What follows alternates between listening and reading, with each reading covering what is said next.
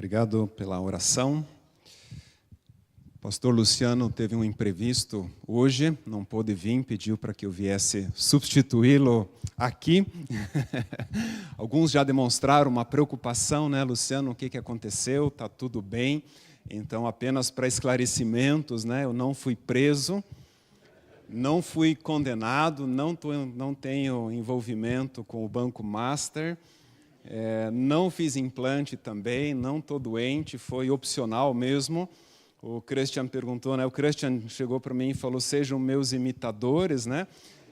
E eu falei para ele que eu sempre quis ter uma mente brilhante, né? Então, chegou a hora de viver essa realidade. Muito bem. O tema da palavra hoje, o título é Discípulos. Discípulos. Talvez o mineiro ia dizer, né? Que trem é esse? O paranaense talvez vai dizer, mas que bicho é esse? Se fosse um programa do Globo Repórter, né, talvez diria quem são, o que comem, onde vivem, como se reproduzem, né? Essa seria a propaganda com o tema discípulos. Eu quero trabalhar esse assunto tão importante, e essa palavra, essa expressão discípulos, ela aparece muitas vezes no Novo Testamento, são mais de 260 vezes que aparece essa palavra discípulos ou discípulo. E essa palavra tem a ver diretamente comigo e com você. É interessante porque nós não utilizamos muito essa expressão, ela não é tão comum assim, né, de dizermos, de mencionarmos que eu sou um discípulo ou que nós somos discípulos, embora esse conceito seja bastante conhecido. Somos conhecidos de muitas formas, né? A sociedade, as pessoas nos veem de diversas maneiras, somos chamados de crentes, ou às vezes dizemos que nós somos crentes, somos chamados de evangélicos, ou às vezes dizemos que somos evangélicos, utilizamos a expressão cristãos, somos cristãos, filho de Deus, filha de Deus e discípulos, e tudo isso, todos esses aspectos, eles têm um certo significado. A expressão evangélico, na verdade, ela é uma tradição histórica, a Bíblia não utiliza essa palavra, mas tem a ver com alguém que pratica o evangelho, que vive o evangelho, embora ser evangélico hoje em dia já não é mais muito bem vistos, né? Os evangélicos, eles perderam muito ou perdem a credibilidade diante de escândalos, de tanta coisa que acontece. A palavra crente, na verdade, ela tem a ver com uma atitude de fé. E eu, na verdade, tive uma experiência onde eu nem gosto de usar muito essa expressão, que eu sou crente. Eu estava num culto na cidade de Luiz Eduardo Magalhães. O templo estava sendo construído e nós estávamos no culto e, de repente, na lateral entra um bêbado. E ele entra pela porta lateral e ele começa a acenar para o pastor lá na frente que estava pregando. E tinha uma cadeira vazia do meu lado, eu levantei, puxei ele pelo meu braço e sentei ele do meu lado. E ele ficou ali sentado do meu lado e ele dizia assim, ele apontava para mim e dizia assim, eu sou crente, você é cristão. E eu comecei a pensar o que está na cabeça dele. E de novo ele disse, eu sou crente, você é cristão. 3 vezes ele disse exatamente a mesma coisa. Eu sou crente, você é cristão. Até que eu perguntei, e qual é a diferença? E ele me respondeu, crente até o diabo é. Falei, uau! A palavra nos ensina, né? O Evangelho de Tiago diz que os demônios creem e eles estremecem, né? Esse é um texto, um versículo da palavra de Deus. Então, os demônios, eles também creem, eles têm consciência, né, a respeito de Deus, e ele fez essa diferença. Ou seja, desde lá eu nunca mais disse que eu sou crente, né? Porque o diabo também é crente. Mas a palavra crente tem a ver com quem tem uma atitude de fé. Aqueles que creem. Quando nós pensamos na palavra filhos de Deus e discípulos, que na minha percepção são nomenclaturas apropriadas, ser filho ou filha de Deus tem a ver com a minha identidade espiritual. Eu sou um filho, eu sou uma filha de Deus. Então, por causa da minha fé no Senhor Jesus, e essa é a passagem de João capítulo 1, versículo 12, quando diz assim: mas aos que o receberam a Cristo, aos que creram no seu nome, deu-lhes o poder, o direito de se tornarem filhos de Deus.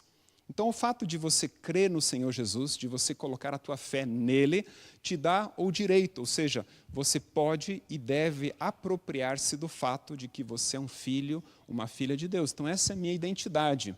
Eu sou Luciano, sou um filho de Deus, e você pode usar isso com toda convicção, com toda certeza. A ideia do discípulo, a palavra discípulo, que eu já vou entrar em alguns detalhes, ela tem muito mais a ver com o estilo de vida, com a forma como eu vivo. Então, como filho de Deus, eu vivo como discípulo. Então, eu sou um discípulo, mas isso tem a ver com o estilo de vida, tem a ver com a minha caminhada, tem a ver com o processo que está acontecendo na minha vida. Então, eu sou filho e eu ando como discípulo. A palavra discípulo, no texto, na ideia, na etimologia da palavra, tem a ver com aprender, tem a ver com adquirir conhecimento e tem a ver com aprender pela prática.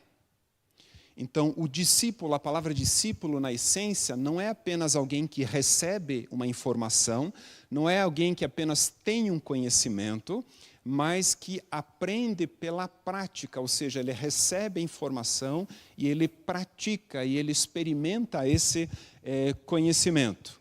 A palavra também significa aquele que aprende com alguém, ou aprendiz de um mestre. Então, se você aprende com alguém, você é um discípulo. Se você, no seu dia a dia, você aprende com o seu pai, a sua mãe ou com o seu chefe, você é um discípulo do pai ou da mãe, ou um discípulo do seu chefe. Ou seja, você está aprendendo com alguém. Então, essa é a ideia da palavra discípulo. E essa palavra tem a mesma origem da palavra disciplina. E a palavra disciplina, originalmente, significava treinamento ou formação. Hoje, existe uma ideia também de punição dentro da palavra disciplina. Mas, originalmente, tem a ver com treinamento ou formação. Ou seja, alguém em processo de formação de vida. Então, um discípulo, que tem a ver com disciplina também, é alguém que está sendo formado nessa vida, alguém que está nesse processo. Agora, a pergunta que faríamos inicial é: discípulo de quem? De quem somos discípulos? E no contexto bíblico do Novo Testamento, haviam muitos discípulos dos rabinos. E o que esses discípulos praticamente vivenciavam? Eles aprendiam a interpretar a lei. Então, a lei de Moisés, que eram inúmeras centenas de leis específicas, os rabinos, eles eram os estudiosos, os conhecedores da lei, e os discípulos desses rabinos, então, eles aprendiam a interpretar a lei. Nós temos também discípulos de filósofos, como Sócrates e Aristóteles, onde usava-se essa expressão discípulos, e esses discípulos, eles aprendiam ideias, eles aprendiam conceitos. Então, era muito mais no conceito da forma de pensar, na dimensão das ideias, do que propriamente na questão prática. E aqui tem um detalhe interessante. Na cultura judaica e na cultura greco-romana, como que funcionava o discipulado? Então, em primeiro lugar, o discípulo, ele escolhia um mestre para viver perto dele. Então, funcionava assim. O discípulo, então, nós, seres humanos, nós poderíamos escolher um mestre do qual eu me tornaria um discípulo. Então, eu escolhia o mestre e passava a viver perto dele. Também significava que eu aprendia o seu ensino e procurava imitar a sua maneira de viver. Então, era a iniciativa do homem de escolher o seu mestre, se aproximar dele aprender com ele, e ele, obviamente, ensinava isso depois, ele compartilhava isso antes. Então, no contexto, quando Jesus ele surge, aparece, ele começa o ministério dele, essa era a cultura, essa é a forma que o discipulado ele acontecia. E é muito interessante porque quando Jesus ele começa o ministério dele, ele vai mudar essa realidade.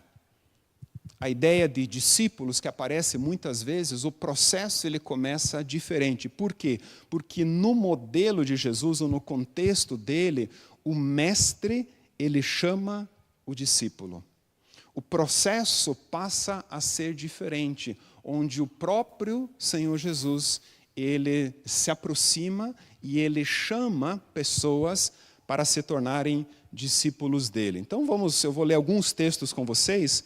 O primeiro de Mateus, capítulo 4, versículo 19, eu vou voltar a esse texto depois. Jesus ele encontra Simão, Pedro e André, 2 irmãos, eles eram pescadores, e Jesus se aproxima deles e diz assim, versículo 19, Mateus 4, sigam-me e eu os farei pescadores de homens.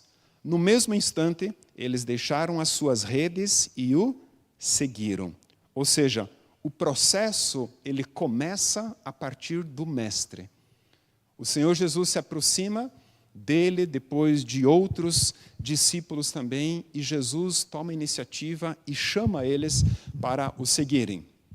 O discipulado também, no modelo de Cristo, ele envolvia toda a vida. Significava uma renúncia, e eu vou falar sobre isso daqui a pouco, mas envolvia toda a sua vida. Era uma questão de entrega, de rendição, que não era apenas uma parte do seu tempo, uma parte da sua vida, mas envolvia tudo. Mateus 19, 29, tem um texto, quando Jesus, após conversar com aquele jovem rico, e depois conversando com os discípulos, Jesus diz assim, e todos os que tiverem deixado casas, irmãos, irmãs, pai, mãe, filhos ou campos, por minha causa, receberão 100 vezes mais e herdarão a vida eterna. O texto não está dizendo que você precisa necessariamente abrir mão disso, mas significa que se tem algo que se torna um obstáculo para que você siga esse Jesus, isso precisa ser renunciado, isso precisa ser deixado de lado. Então, o discipulado, ele envolvia toda a vida. Era uma entrega total, era uma rendição total. E o objetivo era tornar-se semelhante ao seu mestre. Quando Jesus se aproxima de homens para chamá-los, para convocá-los para serem seus discípulos, para andarem com ele, para viverem com ele, o objetivo dele era que esses discípulos se tornassem como ele.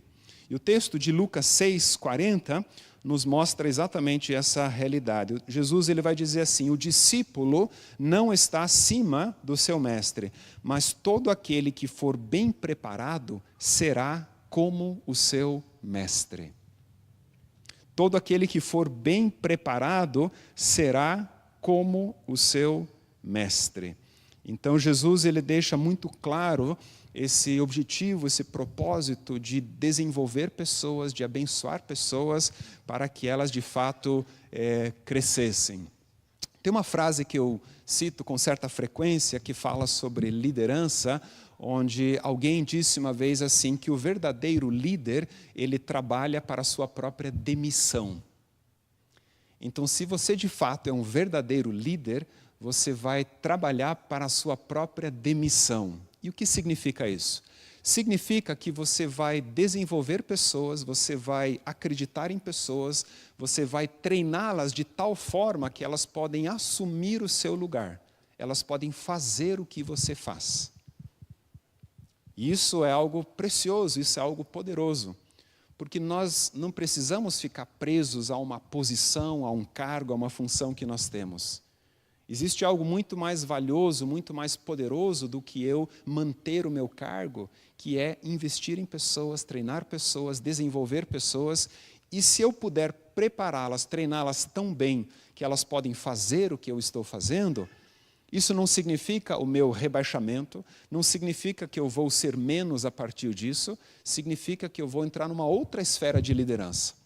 Eu vou entrar num outro nível, talvez, de mentoria, de legado que eu vou compartilhar, onde eu vou experimentar coisas novas, eu vou avançar no processo, naquilo que eu estou experimentando.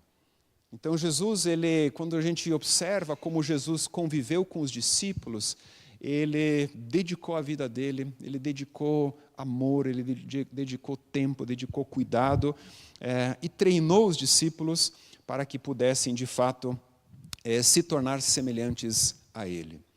Então, quando nós falamos de discípulos do Senhor Jesus, que é o nosso objetivo, nós não somos discípulos de um líder nesse mundo, de alguém que talvez seja uma referência muito grande. O apóstolo Paulo, por exemplo, ele vai dizer: sejam meus imitadores como eu sou de Cristo. Então, ele mostra às pessoas que elas podem imitar a vida dele, o comportamento dele, mas naquilo que ele é igual a Cristo, naquilo que ele assemelha a Cristo. Então, nós somos imitadores de Cristo e, obviamente, nós olhamos para as pessoas. E as pessoas, elas nos ensinam, elas nos abençoam. Lembrando que a ideia do discípulo é alguém que aprende pela prática, é um aprendiz de um mestre. Então, pessoas nos ensinam. Pessoas são usadas por Deus para que a gente cresça, para que a gente aprenda. E com certeza eu e você temos muitas pessoas na nossa jornada, na nossa caminhada, que foram importantes para nós, que deixaram marcas na nossa vida. Pessoas que trouxeram palavras de bênção ou foram cruciais em momentos decisivos. Então, pessoas nos abençoam, mas nós somos, no final das contas, discípulos do Senhor Jesus. E a minha leitura, a minha conclusão, olhando e estudando alguns textos sobre o que é um discípulo, a minha definição, a minha conclusão hoje seria: o discípulo é alguém que perde a própria vida para receber a vida de Cristo e viver através dele. Então, o discípulo é alguém que perde a própria vida para receber a vida de Cristo e viver através dele. Vamos ler um dos textos que fala sobre essa ideia de perder a própria vida, que é Lucas capítulo 9, o versículo 24. Lucas capítulo 9, versículo 24, é naquele contexto onde Jesus diz assim: se alguém quiser acompanhar-me, se alguém quiser seguir-me, negue a si mesmo, tome a sua cruz e siga-me. E no versículo 24, o texto diz assim, o próprio Senhor Jesus: pois quem quiser salvar a sua vida, a perderá. Mas quem perder a sua vida por minha causa, este a salvará. Quem perder a sua própria vida, este a salvará. A ideia de perder a própria vida significa sair do caminho completamente. Perder a própria vida significa você vai sair do caminho, você não se tornará um obstáculo para essa nova realidade. Perder a própria vida tem a ver com tornar inútil ou matar. Então é interessante, Jesus ele é muito direto, ele é muito profundo quando ele usa essa expressão. Ele vai dizer: negue a si mesmo, tome a sua cruz, siga-me. É necessário que você perca a sua própria vida. Então, o discípulo é alguém que, em primeiro lugar, ele perde a sua própria vida. E esse perder a própria vida significa renunciar ao controle da vida. Nós queremos ter o controle das coisas, não é verdade? Nós queremos que as coisas sejam do nosso jeito, ou depende como você cresceu, em que contexto você cresceu, e você aprendeu coisas boas, não tão boas, e você descobriu uma forma de viver. Mas não necessariamente essa forma de viver tem alinhamento com a palavra, tem fundamento na palavra. E agora, de repente, você é confrontado com essa palavra que é necessário que você perca a sua própria vida para que você possa viver uma nova realidade e viver uma nova vida. Então nós estamos acostumados a viver do nosso jeito, a fazer do nosso jeito, a fazer o que eu bem entender, a fazer o que eu bem quero. Cada um tem a sua verdade, cada um tem os seus princípios pessoais, e não necessariamente eles são confrontados com a palavra para que sejam avaliados. Então, perder a própria vida tem a ver com essa consciência contínua, essa consciência constante de que já não sou mais eu quem vive. Eu morri para a velha maneira, para a velha forma de viver. A outra parte, que significa receber a vida de Cristo e viver a partir dele, tem a ver com Gálatas 2:20. Quando Paulo escreve, diz assim: fui crucificado com Cristo, agora já não sou mais eu quem vive, mas Cristo vive em mim. E a vida que agora vivo no corpo, vivo-a pela fé no Filho de Deus que me amou e se entregou por mim. Então, se em primeiro lugar eu renuncio à minha própria vida, eu renuncio esse controle, o segundo aspecto significa que eu recebo a vida de Cristo e permito que Cristo viva através da minha vida. É interessante quando a gente estuda um pouquinho sobre o discipulado dentro do movimento anabatista, que tem a ver com a nossa origem, com a nossa história. O movimento anabatista ele surge a partir da reforma protestante. Menno Simons ele é batizado e ordenado por um líder dentro do movimento anabatista que enfatizava o discipulado radical. O discipulado sempre foi uma peça-chave dentro da teologia anabatista e depois do movimento menonita também. E havia uma ideia muito forte de que nós deveríamos imitar a vida de Jesus. Então, imitar a forma como Jesus vivia. Então, os discípulos, dentro desse movimento, eles enfatizavam isso com frequência. Nós precisamos olhar para como Jesus vivia e nós devemos imitar a vida de Jesus. Falava-se também da importância de nós organizarmos a nossa vida ao redor de Jesus. Eu achei muito interessante essa ideia de você reorganizar a sua vida ao redor de Cristo, ao redor de Jesus. Mas temos que pensar um pouquinho nessa questão de imitar a vida de Jesus, porque eu posso facilmente fazer isso na minha própria força, do meu próprio jeito. Então, imitar a vida de Jesus tem a ver com a prática, sim, com comportamentos, com atitudes, mas o texto de Gálatas nos ensina que Cristo, ele vive em nós. E nós precisamos permitir que ele viva a vida dele em nós. Então a pergunta não é o que Jesus faria, a pergunta é o que Jesus vai fazer através de mim. Como ele vai agir através da minha vida. Então, esse é um aspecto importante, porque o discipulado, ele acontece a partir dessa vida interior, a partir do fato de que Cristo, ele vive na minha vida. E a partir disso, eu procuro andar, eu procuro viver dia após dia, tomando decisões, ouvindo a direção do Espírito. Ouvindo o que Deus está colocando no meu coração, na minha mente. E o discipulado tem a ver com esse caminhar diário, onde eu estou atento, onde eu estou buscando ouvir, discernir o que o Espírito Santo está me mostrando, está falando ao meu coração pela sua palavra. Então, quando você dedica tempo, parte do seu dia, lendo a palavra de Deus, estudando e orando, colocando diante de Deus o seu dia, as suas atividades do dia, você vai perceber o Espírito Santo direcionando, o Espírito Santo falando ao seu coração, mostrando coisas específicas. Então, esse andar diário, ouvindo a voz do Espírito e obedecendo a palavra, tem a ver com ser um discípulo, tem a ver com esse processo. Como saber se eu sou um discípulo? Como eu posso afirmar, como eu posso saber se eu sou verdadeiramente um discípulo do Senhor Jesus ou não? E aqui eu quero voltar ao texto que já foi mencionado, de Mateus capítulo 4, do 18 ao 22. Mateus capítulo 4, 18 ao 22. Andando à beira do mar da Galileia, Jesus viu 2 irmãos, Simão, chamado Pedro, e seu irmão André. Eles estavam lançando redes ao mar, pois eram pescadores. E disse Jesus: sigam-me, e eu os farei pescadores de homens. No mesmo instante, eles deixaram as suas redes e o seguiram.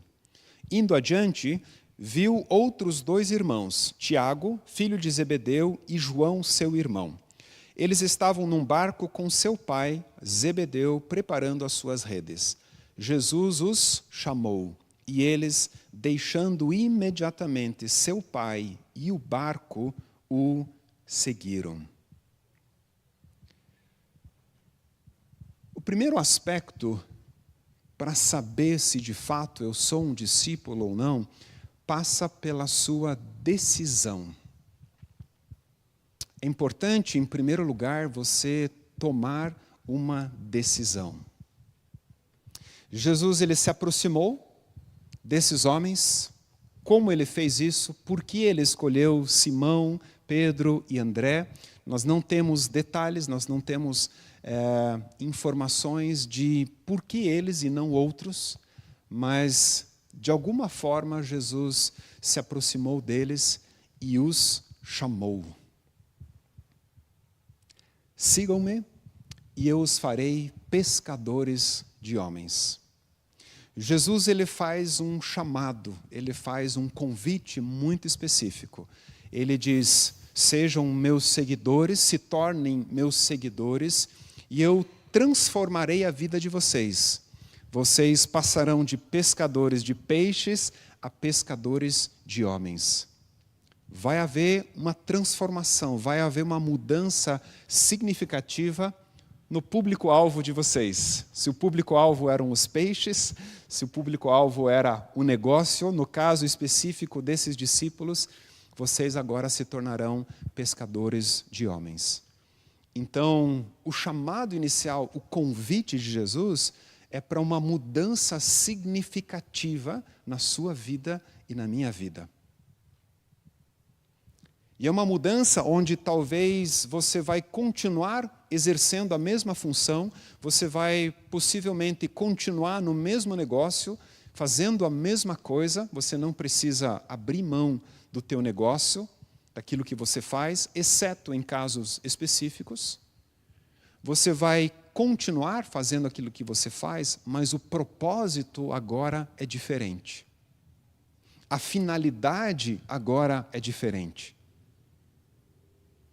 E o chamado inicial, o convite inicial é para que você viva uma nova realidade, para um novo propósito, para uma nova finalidade. E essa finalidade tem a ver com pessoas, tem a ver com o reino de Deus, tem a ver com transformação de vidas. Então, independente do que nós fazemos, de alguma forma, a nossa vida, os nossos negócios, aquilo que nós temos, deveriam contribuir para que pessoas sejam transformadas, para que pessoas vivam uma nova realidade. O foco agora, o objetivo agora, é o reino de Deus, é a justiça de Deus. Então, o convite inicial é para uma mudança significativa. Não é mais, a minha vida não é mais para mim mesmo. Não é mais para que eu seja glorificado, não é mais para que eu enriqueça, ou que eu alcance os objetivos da minha vida. Você pode ter objetivos, você pode estabelecer metas, você pode crescer, você pode planejar, mas o final, a finalidade disso não é mais você mesmo. A finalidade disso agora é o reino. Por isso Jesus vai dizer em Mateus: busquem em primeiro lugar o reino de Deus, a sua justiça, e as demais coisas serão acrescentadas. Então, a nossa prioridade, o nosso foco, o nosso objetivo agora é o reino de Deus. E a partir desse chamado, a partir desse convite, é necessário que você tome uma decisão. E talvez seja chocante, né, quando nós lemos essas passagens, esses Pedro, João, Pedro, André, Tiago e João, eles simplesmente deixaram as suas redes. João e Tiago, eles deixam o seu pai, inclusive, que estava no negócio, eles abandonaram tudo aquilo e passaram a seguir a Jesus. Isso nos mostra, isso nos ensina esse princípio, essa ideia de uma renúncia completa, de perder a própria vida no sentido de que não é mais para mim, eu não sou mais o centro, não sou mais eu que controlo a minha vida ou a vida dos outros, eu me submeto agora à vontade do Pai. Então, o primeiro aspecto, que é tanto no início quanto durante todo o processo do discipulado, é a sua decisão. É importante que você decida ser um discípulo, de fato, dia após dia. Que você lembre disso constantemente. Eu tomei uma decisão. E quando nós voltamos lá na história, né, os nossos antepassados, os anabatistas, né, a palavra anabatista significa rebatizadores, ou os que batizavam de novo, o batismo público, porque era um contexto de perseguição, de violência, o batismo público significava eu conscientemente sou um discípulo do Senhor Jesus. Então, publicamente, com plena consciência, eu sou um discípulo. E eles viviam de forma radical essa decisão que eles haviam tomado. Então, decisão é o primeiro aspecto e ele vai estar sempre presente. Dia após dia, nós tomamos decisões e precisamos tomar decisões como discípulos. O segundo aspecto, o segundo elemento do discípulo tem a ver com formação ou transformação.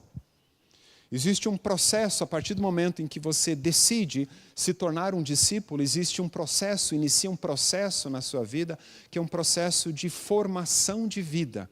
É um processo de aprendizado. Lembram que o discípulo é aprendiz de um mestre, aquele que aprende com alguém? Então, há um processo acontecendo. E é muito interessante porque o movimento anabatista, que enfatizava o discipulado radical, a prática desse discipulado era o sermão do monte, o sermão da montanha. Então, como se vivia de fato como um discípulo? Colocando em prática, havia uma ênfase sobre o sermão do monte. E eu quero ler o início do sermão do monte e a parte final, onde Jesus, Mateus capítulo 5, versículos 1 e 2, diz assim: vendo as multidões, Jesus subiu ao monte e se assentou. Então, haviam multidões acompanhando, próximos dele, e ele se assentou. E olha que interessante, seus discípulos aproximaram-se dele e ele começou a ensiná-los, dizendo, e aí começam as bem-aventuranças. Então, Jesus ele se assenta no monte, os discípulos que ele havia chamado se aproximam e Jesus começa a ensiná-los. Então, eles estão aos pés do mestre, assentados possivelmente, e o mestre está ensinando. O mestre está trazendo o entendimento de como é o reino de Deus, a ética do reino, como que o reino de Deus funciona. E os capítulos 5, 6 e 7... Jesus ele está ensinando uma série de coisas aos discípulos e àqueles que estavam próximos ouvindo ele. E no capítulo 7, versículo 24, quando Jesus termina o Sermão do Monte, ele diz assim: portanto, quem ouve estas minhas palavras e as pratica é como um homem prudente que construiu a sua casa sobre a rocha. Então Jesus começa ensinando, ele transmite todo o conteúdo, tudo aquilo que ele tinha para compartilhar, e ele termina dizendo, aquele que pratica estas palavras é como um homem prudente que está construindo a sua casa sobre a rocha. Então, o processo de formação ou de transformação, ele envolve a prática, ele envolve a obediência à palavra. Ele envolve você, dia após dia, submeter princípios e valores, a palavra de Deus, a vontade de Deus. Então, tudo aquilo que é contrário ao plano, ao propósito de Deus, você renuncia, você abre mão e você vive a verdade, você vive o princípio ou os valores do reino. E a pergunta é, há uma transformação acontecendo? Nós não chegamos lá do dia para a noite. Todos nós estamos num processo. E temos falhas, continuaremos falhando. Infelizmente, essa é a notícia que eu preciso dar a vocês. Nós vamos continuar falhando, nós vamos continuar decepcionando pessoas, nós vamos continuar irritados, às vezes impacientes, falando o que não deveríamos falar. Mas a pergunta é, há uma transformação acontecendo? Quanto mais o tempo passa, você tem sido uma pessoa cada vez mais amorosa, cada vez mais bondosa, cada vez mais generosa, cada vez mais compreensiva, cada vez mais ousada, talvez, testemunhando, pregando, compartilhando. O que é que está acontecendo na sua vida? Há uma transformação? É interessante porque Paulo escreve uma carta aos Gálatas, e os Gálatas tinham os seus problemas, estavam se desviando do evangelho puro por influência dos judaizantes, mas tem um texto em Gálatas 4:19, onde Paulo diz assim, estou novamente sofrendo dores de parto, até que Cristo seja formado em vocês. Então Paulo, ele sentia muito pela igreja da Galácia, por estarem se desviando, em certo modo, do evangelho puro. E Paulo escreve, Paulo argumenta, Paulo tenta instruir, corrigir os cristãos, os irmãos da igreja da Galácia. E ele diz, eu estou novamente sofrendo dores de parto, até que Cristo seja formado em vocês. Então Cristo, ele habita em mim, eu recebi essa vida. E o discipulado, o processo tem a ver com a formação, tem a ver com o desenvolvimento de Cristo comigo. Eu já mencionei isso outras vezes também, é como no casamento. No casamento nós convivemos juntos, nós passamos dias, horas, muito tempo juntos, tomando chimarrão, tomando café, almoçando, conversando, trabalhando. É um tempo constante e intencional juntos, e isso faz com que a relação ela cresça, ela desenvolva. Então nós nos tornamos mais íntimos, nós conhecemos melhor um ao outro no casamento. Da mesma forma, na nossa relação com Cristo. A Bíblia diz que eu sou um só espírito com Ele, então eu desenvolvo essa relação. Cristo habita em mim e agora há um processo acontecendo de formação, de transformação. Então esse é um segundo elemento, esse é um segundo aspecto. Então a decisão diária e também o processo de transformação. E se você deseja continuar sendo transformado, você precisa continuar aprendendo, continuar lendo, continuar estudando, porque a transformação ela vem pela renovação da mente. Então, na medida em que você aprende, na medida em que você ouve a palavra, que você lê bons livros, você recebe conhecimento, recebe informação, e essa informação ela é poderosa para transformá-lo se você praticar, se você obedecer. E o último aspecto, o terceiro elemento de um discípulo é a multiplicação. Então, o discípulo não é apenas alguém que decide ser um discípulo, ele não é apenas alguém que se submete ou busca um processo de transformação, mas ele também se multiplica. Ele também avança nesse processo, e para isso nós vamos ler Mateus capítulo 28, do 18 ao 20, um texto também bastante conhecido.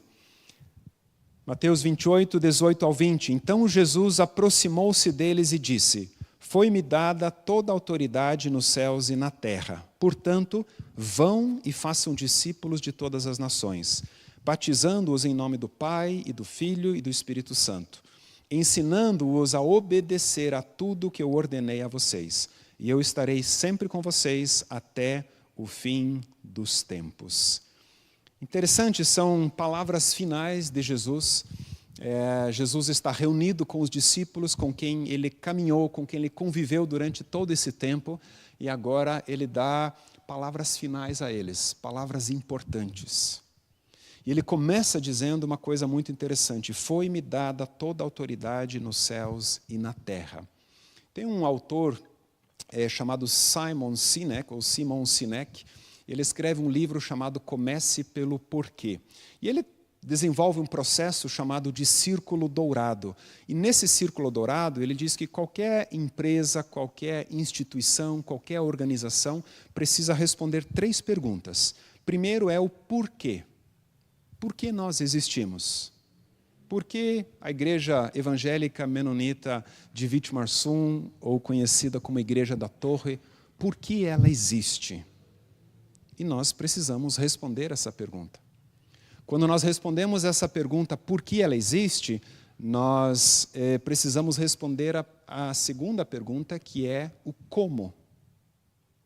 Então, se nós entendemos a razão da nossa existência, como nós existimos. E a terceira pergunta é o quê? Ou o contrário, primeiro o quê, depois o como. E nesse texto, nessa passagem, Jesus ele responde primeiramente por quê. Quando ele diz, foi-me dada toda a autoridade nos céus e na terra, Jesus está dizendo, eu reconquistei, está sobre mim toda a autoridade nos céus e na terra, para restaurar a humanidade, para reconciliar a humanidade, para reconciliar todas as coisas. Paulo escreve a Timóteo dizendo que Deus deseja que todos sejam salvos e cheguem ao conhecimento da verdade. Então, o porquê dessa grande comissão tem a ver com o desejo de Deus de restauração, de transformação, de salvação. Queridos, Deus deseja que todos sejam salvos e cheguem ao conhecimento da verdade. Isso está na essência do coração de Deus. Isso está na essência da criação, de quem Deus é. E por causa do pecado, esse processo ele foi dificultado, ele foi, de alguma forma, interrompido, mas Deus ele tinha um plano, ele sempre teve um plano, e em Cristo Jesus ele executa de fato esse plano. Então, é o desejo do coração de Deus, e por causa disso, ele continua dizendo, vão e façam discípulos de todas as nações. Talvez você pense, quando você ouve essa expressão, vão e façam discípulos de todas as nações, você talvez pense que isso é para algumas pessoas que vão ser enviadas para outros países. Pessoas que são estudadas, capacitadas, com teologia, com mestrados, com doutorados, que sabem falar em público. Essas pessoas, elas vão pelo mundo fazer discípulos. Mas Jesus não está dizendo isso. De forma talvez muito simples e muito acessível para mim e para você, Jesus está dizendo o seguinte, aproximem-se de pessoas, amem essas pessoas, testemunhem a essas pessoas, preguem a essas pessoas em todos os lugares, em todo o tempo. Essa é a ordem de Jesus para mim e para você. Para todo discípulo, se você se considera um discípulo do Senhor Jesus, quer cumprir a grande comissão, então faça isso. Aproxime-se de pessoas. É difícil ou não? Não é difícil, não é verdade? Todos nós nos aproximamos de pessoas. Em casa, com tua equipe de trabalho, com pessoas no dia a dia, em Vitimarsum, em Palmeira, Curitiba, Campo Largo, nas tuas viagens. Aproxime-se de pessoas e, em primeiro lugar, ame essas pessoas. Ame essas pessoas. As pessoas estão carentes de relacionamentos significativos. Ninguém mais se importa com outras pessoas. Isso é um modo geral de dizer. Existem sim pessoas que se importam, mas quando nós olhamos a sociedade em geral, poucas pessoas se importam de verdade umas com as outras. E quando você se aproxima simplesmente para amar, para ter um relacionamento de qualidade, para influenciar e compartilhar da tua fé, da tua vida, testemunhar de como você vive ou daquilo que você experimentou. Você está cumprindo a grande comissão. Você está indo e fazendo discípulos.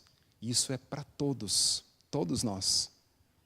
O Christian leu um texto de 1 Pedro 4,10, né? Cada um exerça o dom que recebeu para servir aos outros. Existe uma graça sobre a sua vida. Você tem habilidades, você tem talentos, você tem influência. Use isso para se aproximar e amar pessoas. Esse é o quê. E o como, Jesus diz, ensinando-os a obedecer a tudo que eu lhes ordenei. É interessante que a expressão é ensinar a obedecer. E nós ensinamos a obedecer pela nossa própria vida, pela prática, pelo exemplo.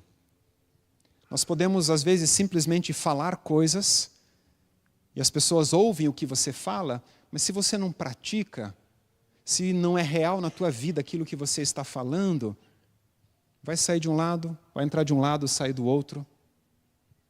Então, ensinar a obedecer tem a ver com a prática do discipulado, a prática da vida com Deus, a prática de andar com Deus.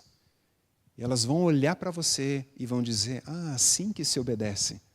É dessa forma que se vive.